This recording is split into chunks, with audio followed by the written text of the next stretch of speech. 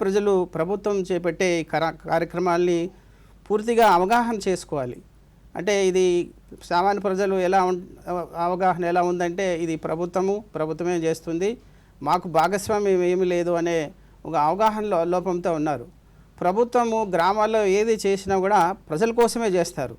అక్కడ ఉండేది గ్రామంలోని ప్రజలే కాబట్టి ఆ గ్రామంలో చేసే ప్రతి పని కూడా గ్రామస్తుల అవసరాల కోసమే ప్రభుత్వం చేస్తుంది. కాబట్టి ఈ పనులు ఏదైతే మనం చేస్తున్నామో అవి మా కోసం చేశారనే ఒక పూర్తి స్థాయి అవగాహన వాళ్ళు కలిగి ఉండాలి.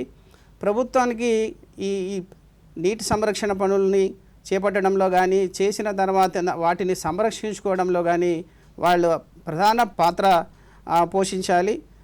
ఎప్పుడైతే వాళ్ళ భాగస్వామ్యం పెరుగుతుందో ఇవన్నీ కూడా చాలా సఫలీకృతమయ్యి దాని సత్ఫలితాలు అందుకోవడానికి చాలా అవకాశాలు ఉన్నాయి. కాబట్టి ప్రజల పాత్ర అనేది చాలా అవసరం. ప్రజలు పాత్ర ఉంటేనే ఏ పథకమైనా కూడా సక్సెస్ అవుతుందనేది అది అందరూ గమనించుకోవాల్సిన అంశం.